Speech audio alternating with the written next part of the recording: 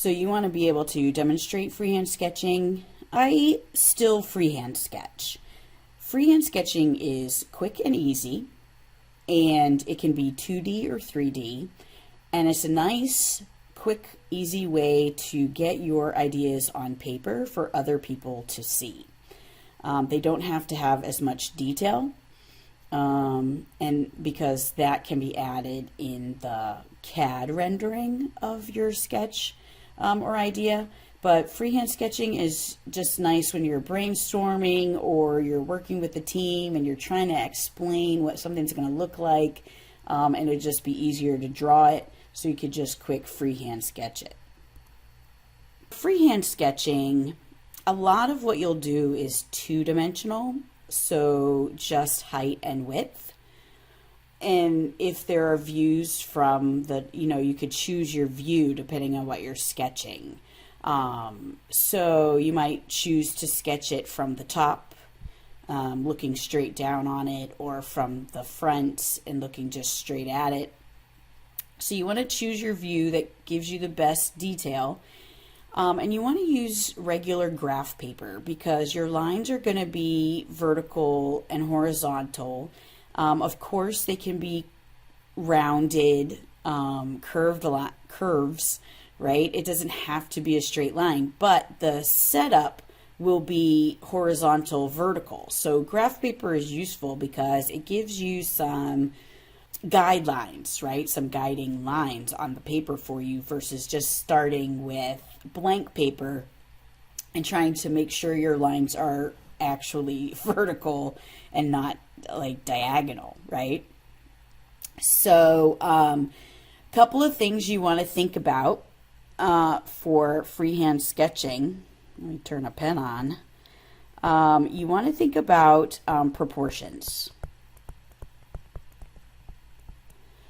You want to make sure that what you're drawing is proportional. So take a look at how wide something is versus how tall it is. Look at the different features of that object and their placement relative to the whole size of the object. So proportions are really important. You may want to use something called a construction line. This is a lightly sketched line that guides your drawing.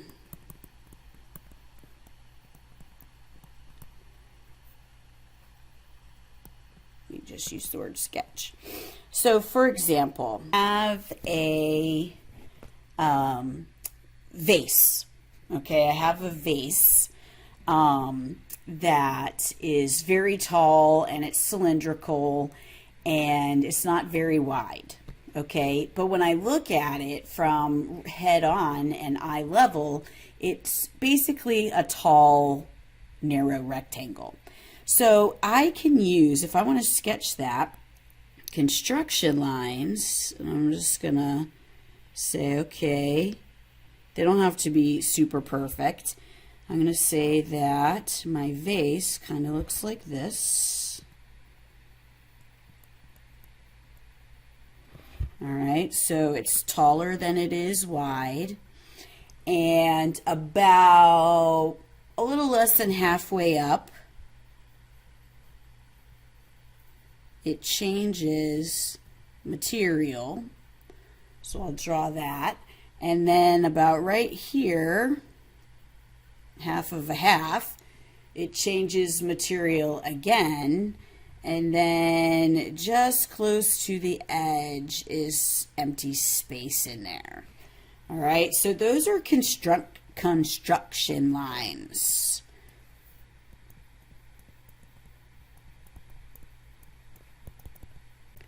And sometimes they're helpful. Sometimes I do better without them. So it's an option. And some people are just going to do better sketching without. Object lines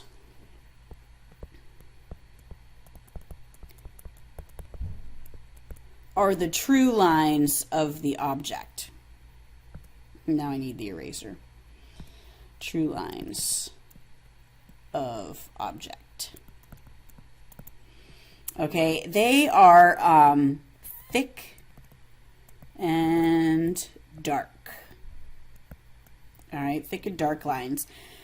Because I'm doing this on my tablet and I used black for my construction lines, I'm going to use blue for my object lines just so that you could tell that I'm actually doing something different. So as I've kind of sketched out a rough division and shape of my vase, and what I'm going to do is I'm going to darken up what I see. And so my outer edges, when I look at it, even though it's a cylinder, when I look at it from the front and at eye level, it's really just a rectangle. So here we go. All right, so those are my object lines.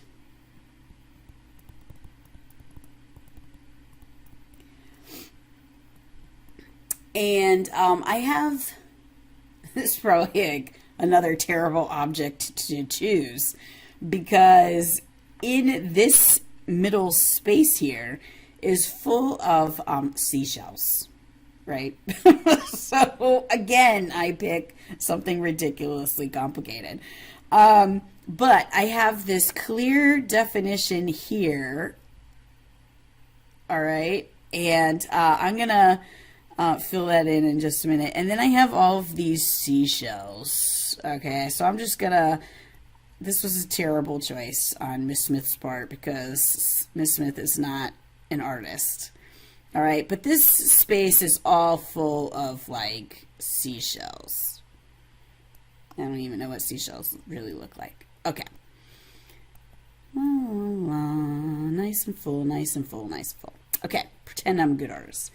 Then on top, I have this other, I have this little candle holder. So it looks like this.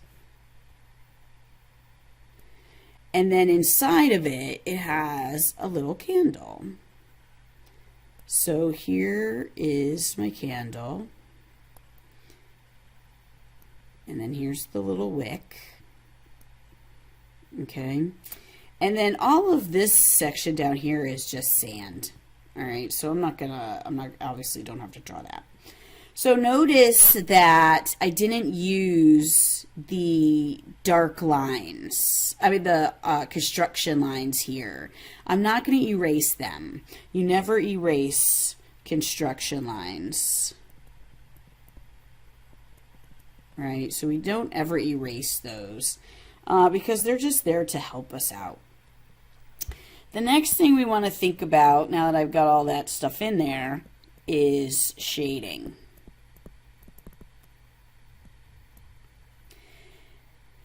You want to shade based on the different colors and values. Colors is hues, right? Red, orange, yellow, green, blue. But values is like light to dark. So you want to think about is part a lighter value than another part? Is it darker? Is it shiny? So those are the things you want to think about. You know, does light reflect?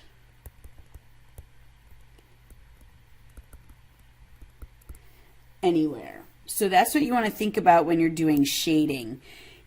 If you're using pencil, it's really easy to shade lightly versus heavy with a pencil. But if you're using pen, it's more difficult. The seashells are lighter than the sand in the bottom. The candle is a little bit darker than the seashells. And then the candle holder is clear and colorless, so you can see right through it. It has no color. The same with the vase as a whole. So if the vase was empty, it would just be a rectangle on this paper and that would be it.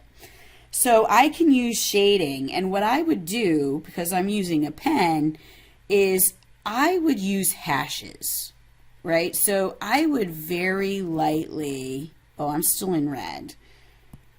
I would very lightly try to hash mark my little seashells. Okay, so shading, right? A little bit of hash marks just to show that they're solid. I got some empty space in here. That's okay, because seashells don't like fit in with each other perfectly, right? So here are my seashells. Then I have my candle, which is a little bit more, it's a little bit darker. And so I'm going to use a little bit heavier of hash marks, okay? Then for my sand, I'm going to use even heavier hash marks because that's darker. And so I'm going to use my hash marks and fill in all of the space, and then I'm going to come across this way and fill in the space, because it's hard to do light pen versus dark pen. That is my sketch of my candle holder, right? I didn't measure anything. I did my best. I used different shading to show different values in here. It's proportional. It's taller than it is wide. Good luck and have fun sketching, and I look forward to seeing you in class. Bye.